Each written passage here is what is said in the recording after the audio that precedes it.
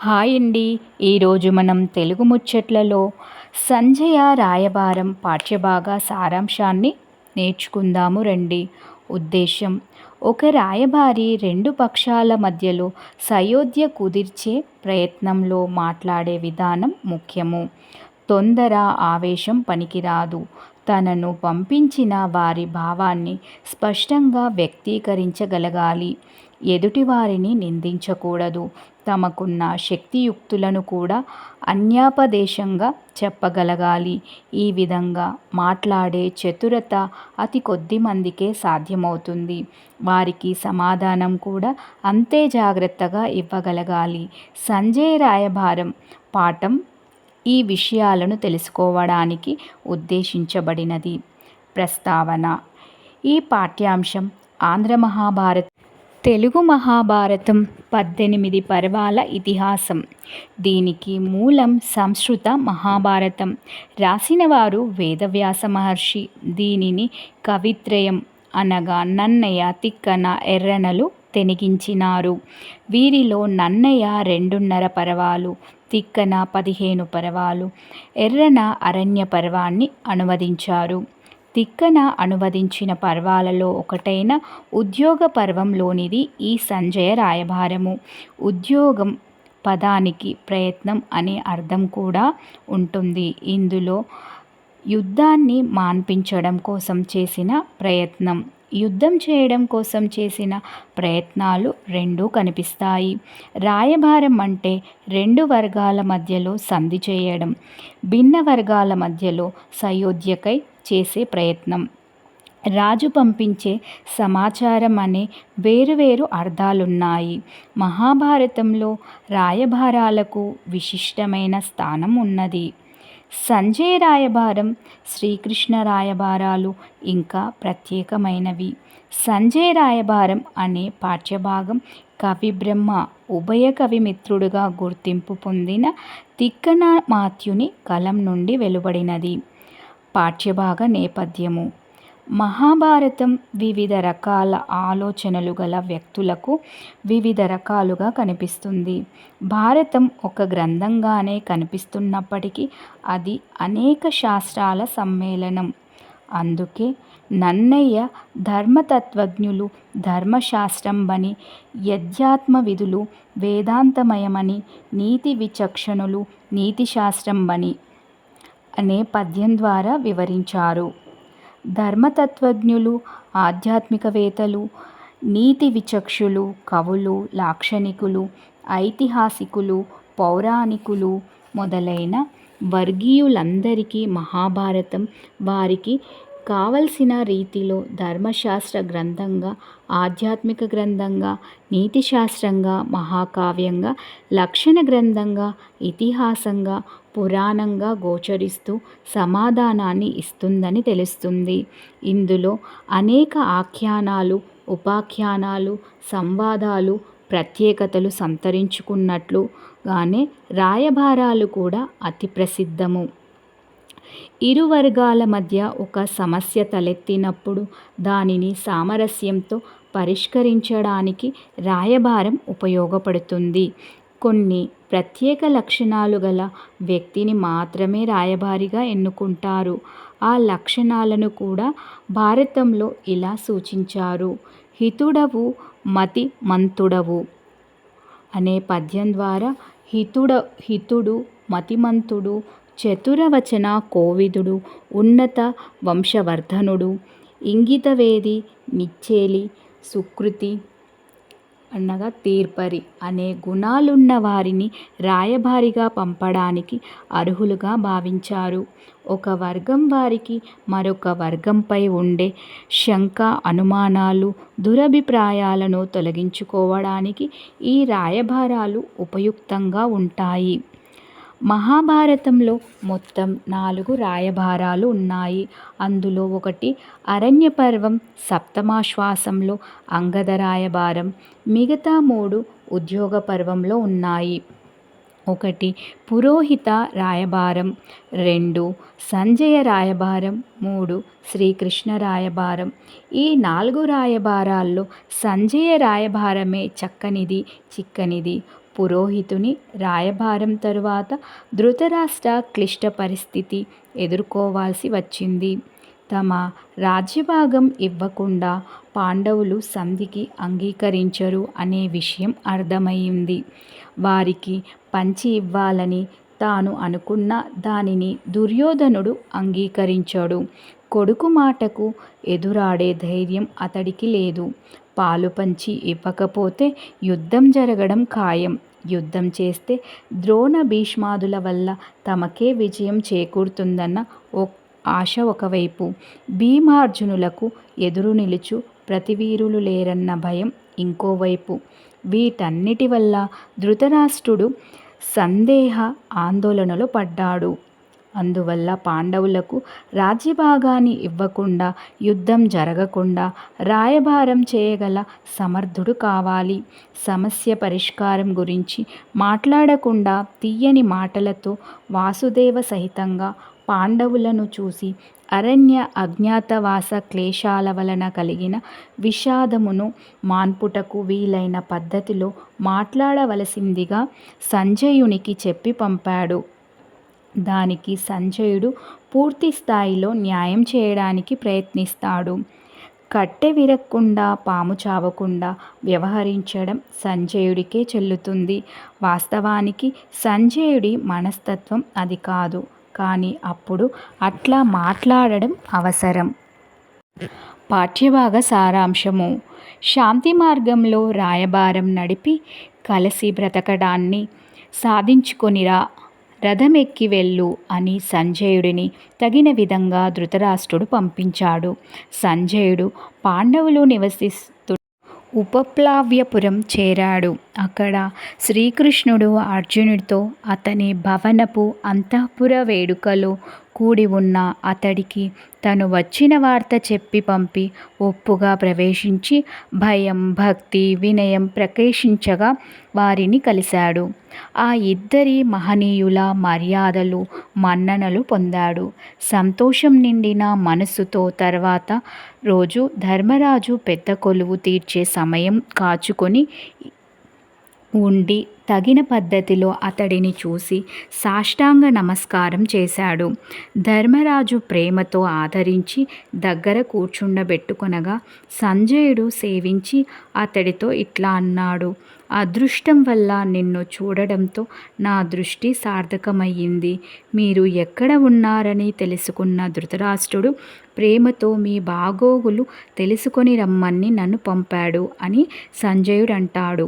ధర్మరాజు సంజయుడితో అప్పుడు ధృతరాష్ట్రునికి దయతో మేమిట్లా సుఖంగా ఉన్నాము, వాత్సల్యంతో మిమ్మల్ని ఇక్కడికి పంపినందుకు సంతోషిస్తున్నాను. ధృతరాష్ట్రుడు అతడి కొడుకులు, మనుమలు క్షేమంగా ఉన్నారా? పట్టణాలలోనూ గ్రామాలలోనూ శుభ పరంపర ఉందా? అట్లాగే ద్రోణుడు, కృపుడు, అశ్వత్థామ సుఖంగా ఉన్నారా? సుప్రసిద్ధుడైన భీష్ముడికి క్షేమమా? కౌరవులు అతడికి పెద్దరికం ఇచ్చి అనువర్తిస్తూ ఉంటారా? జ్ఞానవంతులకు ఆదరం ఉందా?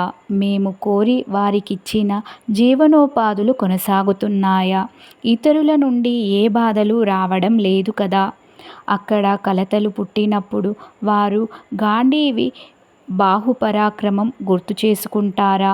భీముడి గదాయుధ క్రీడ ప్రశంసిస్తారా? నకుల సహదేవులు భయంకరులైన శత్రువుల భూములను క్రమక్రమంగా ఆక్రమించడం స్తుతించబడుతుందా? పాండవులు చేసిన యుద్ధాలు, ఘోషయాత్ర లాంటి వృత్తాంతాలు మరిచిపోతారా? అర్జునుడు పూనుకున్న ఏ యుద్ధంలో ఎవరైనా మానప్రాణాలు రక్షించుకోవడం సాధ్యమైందా? దుర్యోధనుడి ఇంట్లో వచ్చే పేచీ పూచికలను నేనున్నానంటూ నేర్పు ప్రకటించే కర్ణుడి పెత్తనం బాగా సాగుతున్నదా అంటాడు. ధర్మరాజు మాటలు విన్న సంజయుడు అనుకవతో ఇట్లా అన్నాడు: దుర్యోధనుడి దగ్గర అవినయపరులు, నీతిమంతులు, సత్యగుణ సంపన్నులు, దురభిమానులు ఇంకా ఎన్నో రకాల వాళ్ళు చేరి ఉంటారు. వారు ఒకరి మాట ఇంకొకరు వినిపించుకొనరు. కాబట్టి వారిని గూర్చి ప్రస్తావించడం అనవసరం. మంచి హృదయంతో నీవు సంధి చేసుకోదలిచావు. దీనితో వారందరికీ క్షేమం ఇప్పటి వరకు లేకపోయినా ఇప్పటి నుండి కలుగుతుంది. ముసలితనం వల్ల ధృతరాష్ట్రుని మనసు ఒక తీరుగా ఉండదు. అందుచేతనే అప్పుడు కొడుకుల ఔదాత్యం మాన్పలేకపోయాడు. తర్వాత మనస్తాపం పొందాడు. ఇప్పుడు శాంతుడయ్యాడు.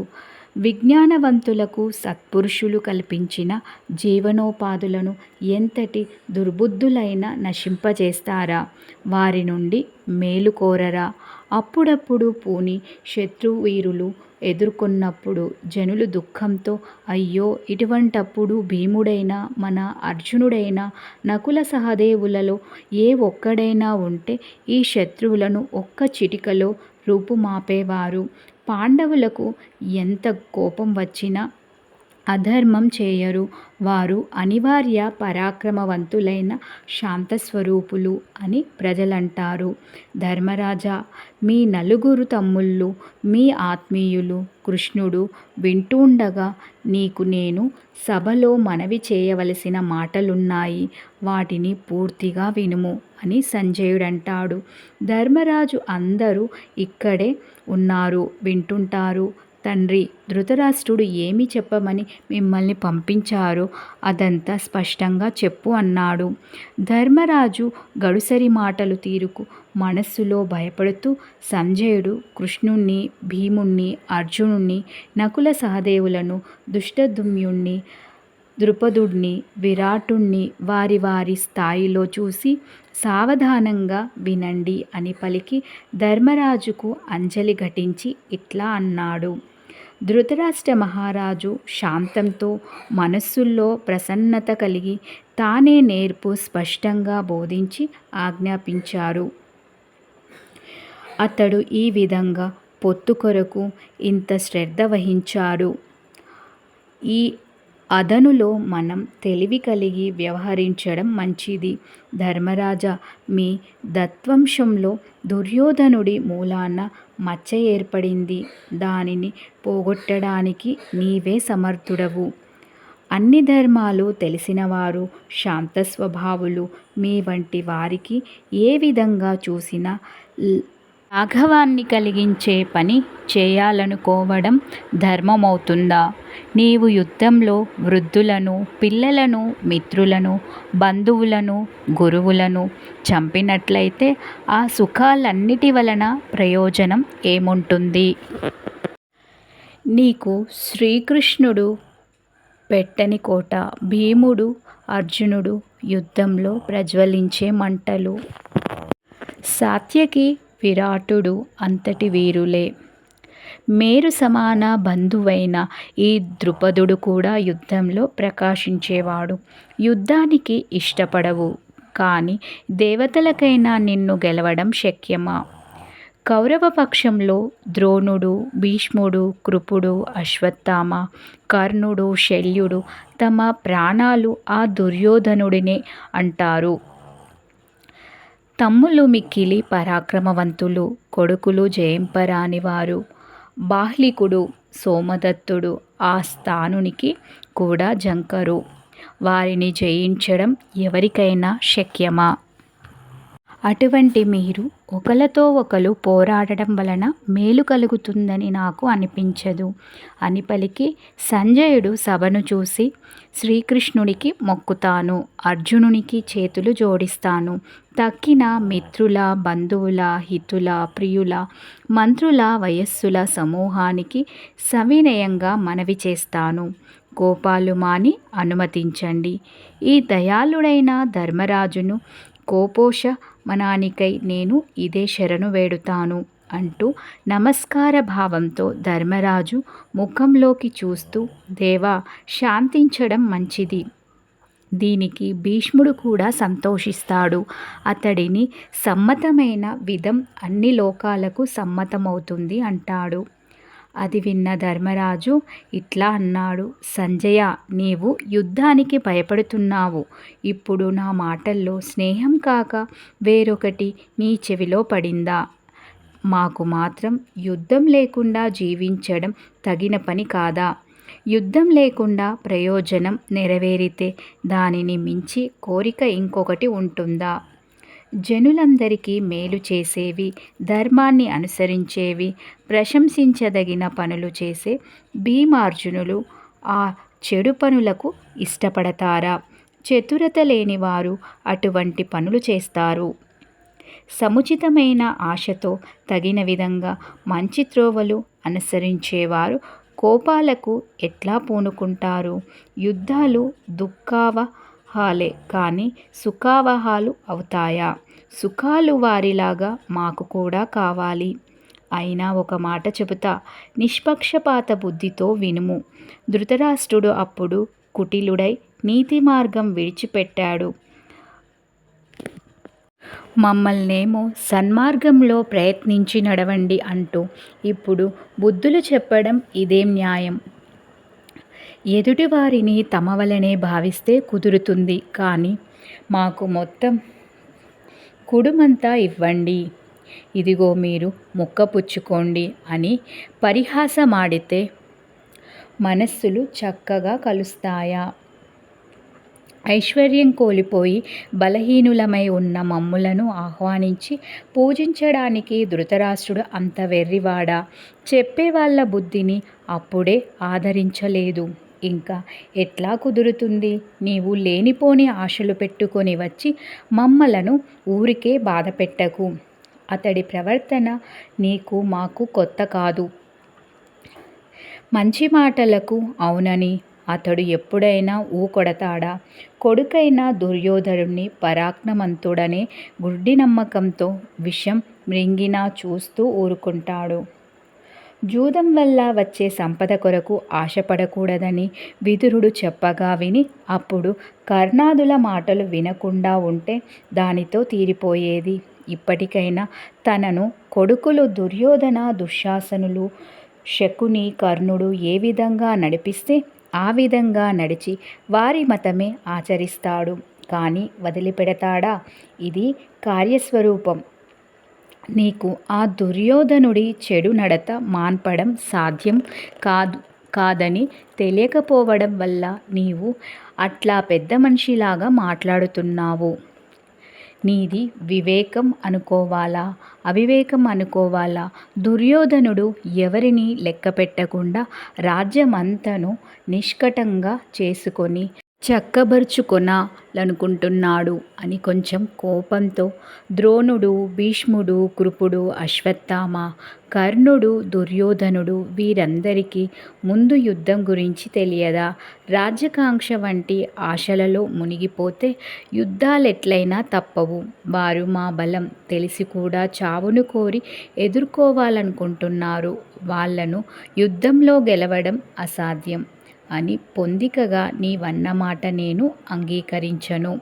భీమార్జున, నకుల, సహదేవుల విద్యల చాతుర్యం ముందు మిక్కిలి భయపడి మూర్ఛపోకుండా ఉండడం ఎవరికైనా సాధ్యమా? ఇంతకు ముందు అవమానం పొందినప్పటికీ సహించాం, ఇప్పుడు కూడా సహిస్తాం అనుకోకండి. తండ్రి అయిన ధృతరాష్ట్రునికి వివేకం కనుక ఉంటే చుట్టరికం మళ్ళీ మొలకెత్తేటట్లు మాపై దయ ఉంచి మమ్మల్ని ఎక్కడికి వెళ్ళనీయక తన గొప్పతనం లోకులు ప్రశంసించగా రండి అని పిలిపించి వాళ్లకు భాగం ఇవ్వండి అని తన కొడుకులకు చెప్పి ఇంద్రప్రస్థమో లేదో ఇంకో పట్టణమో మాకిచ్చి పంపడం మంచిది కాదా అంటాడు. వెంటనే సంజయుడు, అహింస, అనింద్యమైన నడవడియే మీకు ఐశ్వర్యం. కౌరవులు చెడు స్వభావంతో రాజ్యభాగం ఇవ్వకపోయినా మీ స్వభావానికి భయంకరమైన నెత్తుటి కూటి కంటే బిచ్చపు కూడు తినడం మేలు. ఎందుకంటే రాజసూయ మహాయజ్ఞం వంటి ప్రశంసనీయ కార్యక్రమాలు చేసి ఎందరికో సంతృప్తి కలిగించి నిగ్రహంగా బ్రతికిన పుణ్యాత్ముడవు. కపటద్యూత్యం వల్ల అడవిలోకి వెళ్ళి కష్టాలు ఎదుర్కొన్న ఓరిమివంతుడవు. అట్లాంటి బ్రతుకు బతికిన నీవు క్రూరకర్మకు ఆస్పదమైన యుద్ధమార్గం అవలంబించడం ఎందుకు? కోపోశమనానికి పూనుకోవాలి అంటాడు. సంజయుడు ఆ విధంగా అనగానే ధర్మరాజు సంజయుడి ముఖం వైపు చూసి ఇట్లా అన్నాడు. అదంతా నీవు చెప్పినట్లే కొన్ని పనులు పైకి ధర్మాల వలె కనిపించి తెలిసిన వాళ్ళు పరిశీలిస్తే ధర్మాలు కాకుండా పోతాయి. మరికొన్ని పనులు ధర్మాల వలె మొదట అనిపించక చివరకు ధర్మాలుగా ఒప్పుతాయి. కాబట్టి నన్ను నిందించాలనుకుంటే నేను చేసేది ధర్మమో అధర్మమో నిర్ణయించి మరీ నిందించు. కోపం విడనాడవలసిందే. అహింసే పరమధర్మం అయినా వంశానికి చెడ్డ పేరు తెచ్చేవాళ్ళు, లోకానికి బాధ కలిగించేవాళ్ళు అయిన దుష్టులను మొదలంటూ చెరచడం ధర్మమని పెద్దల వలన వింటాం. అది అట్లా ఉండని. యుద్ధం రాజులకు ధర్మం అవునో కాదో నీవే చెప్పుము. అదీకాక ఇది చేయగలిగింది, ఇది చేయదగనిది అని మనలను ఆజ్ఞాపించడానికి శ్రీకృష్ణుడున్నాడు. మనకు ఈ సంశయం ఎందుకు? ఇతడు ధర్మవేత్తలకు పెద్ద, కార్యకార్య నిర్ణయాలకు గురువు. ఉచితానుచితాలు తెలిసిన వాళ్లకు విశదీకరించేవాడు. ముఖ్యంగా మాకు ఇతడి తెలివే ధర్మార్థ కామమోక్షాలు అన్నిటికీ మూలాధారం అవటం చేత ఇతడి మాట మాకు తప్పక అనతిక్రమణీయం అనగా విని శ్రీకృష్ణుడు సంజయుడితో ఇట్లా అన్నాడు. నేను అందరి మేలు కోరుకుంటాను. ఎవరికీ అశుభం కాకుండా ధృతరాష్ట్రుడు జ్ఞానం తెచ్చుకొని పాండవులను ఓదార్చడానికి నిన్ను నిండు మనస్సుతో ఇక్కడికి పంపినందుకు, అట్లాగే నీ మాట తీరుకు కూడా సంతోషం కలిగింది. కానీ ధర్మరాజు మాటలు చూస్తే సంధి కుదరదు అనిపిస్తుంది. అది అంతే. ధర్మరాజు అభిప్రాయం సరైనదే. జరగవలసినవన్నీ జరగక సంధి ఎట్లా పోసగుతుందయ్యా? ఎటు చూసినా దుర్యోధనుడు మహాగర్వి. ధృతరాష్ట్ర మహారాజు హృదయం మనకు కొంచెం తెలుసు కదా. ఆ రాజు ధృతరాష్ట్రుడు చూపే స్నేహము, ఆదరము నీవు ఎంతో మధురంగా చెబుతావు. వీరు తమ రాజ్యభాగం పొందకుండా వట్టి చతురత మాటలతోనే తృప్తి పొందుతారా? నీవే చెప్పు. పాండవులు పూర్వం జరిగినవన్నీ పెద్దగా త్రవ్వుకోకుండా ఏదో ఒక పద్ధతితో ఊరట చెంది శాంతం వహించి కౌరవులతో కలిసి బ్రతకడానికి అంగీకరించాలంటే అదే గొప్పతనం. ఓరిమి కనికరం ధర్మం కాదా? లోకాచారాన్ని బట్టి తమ తండ్రి భాగం వారు ఇవ్వడం లేదని తెగించి దండెత్తితే దండెత్తుతారు. అది ద్రోహం ఎట్లా అవుతుంది? పరాభవం పొంది ఇట్లా దీనంగా ఉండడం వల్ల కలిగే పొగడ్తల కన్నా తేజస్సులై ఎదుర్కొంటే అది మంచిది. ఎట్లా అయినా వీరికి యుద్ధమే మంచిదనిపిస్తుంది. సభలో 1000 మంది ఎట్ట ఎదుట తెగించి మిక్కిలి పిరికితనంతో వాళ్ళు ద్రౌపదిని ఆ విధంగా అవమానిస్తారా? ఎక్కడా జూదం ఆడరా? ఎవరైనా ఇట్లా చేశారా? అని కృష్ణుడనగానే సంజయుడు, దేవా, ఈ విషయాన్ని నీ మనసులో పెట్టుకొని ఇంతగా పట్టించుకుంటే కార్యం సఫలమవుతుందా అని అనగా కృష్ణుడు ఇట్లా అన్నాడు. ద్రౌపదిని కౌరవులు అవమానించేటప్పుడు ఆ ధృతరాష్ట్రుడు కొడుకులపై కోపపడలేదు. అయ్యో, అతడే కనుక వాళ్లను వారించగలిగితే నా మనస్సే కాదు లోకుల మనస్సులన్నీ సంతోషపడవా? దుశ్శాసనుడు ద్రౌపదిని నిర్దాక్షిణ్యంతో చుట్టుపట్టుకొని ఈడుస్తుంటే ధృతరాష్ట్రుడు ఎట్లా సహించాడు? పతివ్రత రోదన ధ్వనికి ఎట్లా ఓర్చాడు? పాపం ఆ మానవతి తనను తానే కాపాడుకోగలగడం చేత సభలో అవమానం జరగక పాండవులు బ్రతికిపోయారు. కానీ అటువంటి భంగపాటు రాచబిడ్డలు సహించవలసిందేనా? అప్పుడు కర్ణుడు, ఇక్కడ నీకు భర్తలు లేరు, వీరు నిన్ను వదిలేశారు, నీ మీద అనురాగం కలిగిన ఇంకొక భర్తని వెతుక్కో అనలేదా? దుశ్శాసనుడు, ఈ పాండవులంతా నిష్ఫలులు, పౌరుషహీనులు, వీరిలో పౌరుషవంతుడైన మనుష్యుడెవడు అన్నాడు. ఈ మాటలు వాగ్రూప బాణాలై పాండవులకు కుచ్చుకున్నాయి. సంధి కార్యం జరగడం మిక్కిలి కష్టం. దీనిని కుదర్చడం అసాధ్యమని భావిస్తున్నా. అయినా పాండవులను ఒప్పేటట్లు బతిమాలి, అయ్యో అక్కడికి నేనైనా వచ్చి కౌరవులకు బుద్ధి కలిగి ఉండండని చెప్పి రాజ్యభాగం పంచి ఇవ్వమంటే వాళ్ళు నా మాట వింటారు. వినకుంటే దురాశ అనే చిచ్చే దహించివేయగా నాశనమైపోతారు అని పలికి ఇంకా ఇట్లా అన్నాడు. దుర్యోధనుడు క్రోధరూప మహావృక్షం, కర్ణుడు దాని పెద్ద బోధె, శకుని పూలకొమ్మ, దుశ్శాసనుడు పుష్పఫలములు, తండ్రి అయిన ధృతరాష్ట్రుడు దాని మూలబలం, ధర్మరాజు ధర్మమే చెట్టు, అర్జునుడు దాని పెద్ద బోధె, భీముడు దాని కొమ్మ, నకుల సహదేవులు పూలు పండ్లు, నేను బ్రాహ్మణులు, వేదాలు దాని వేళ్ళ సమూహము. ఈ రెండింటిలోనూ పరిశీలించి మంచి చెడులను తెలుసుకొనాలి. అయినా ఏ విధమైతేనేం ఈర్ష్య ఎందుకు? ధృతరాష్ట్రుడు అతడి కొడుకులు వనం, పాండవులు సింహాలు. ఆలోచించగా సింహాలు లేని అడవిని కొట్టివేస్తారు. ఎక్కడైనా అడవిలో లేని సింహాలకు వెంటనే హాని కలుగుతుంది. కాబట్టి ఈ రెండు వనము సింహాలు సుఖంగా ఉండాలంటే ఒప్పుగా కలిసి ఉండడం మంచిది. పాండవులు కౌరవులకు పరిచర్య చేస్తూ ఉంటారు. శత్రువుల వలన ఏదైనా కష్టదశ ప్రాప్తించినప్పుడు వారిని ఆదుకుంటారు. అందుచేత ధృతరాష్ట్రుడు వీళ్లను సరిగా తన కొడుకులను నడిపించే మార్గంలోనే నడిపించవద్దా? వీరిని తన కొడుకుల వలనే చూడవద్దా? నేను ఈ కౌరవ పాండవ సంధి కార్యానికై వస్తాను. ధృతరాష్ట్రుడు ఒప్పుకుంటాడో ఒప్పుకోడో మేము దానిని బట్టే ప్రవర్తిస్తాం. ఆ రాజుకు మా అభిప్రాయమంతా చెప్పుము అంటాడు శ్రీకృష్ణుడు. ఈ విధంగా సంజయ రాయబారం జరిగింది. సమాప్తం.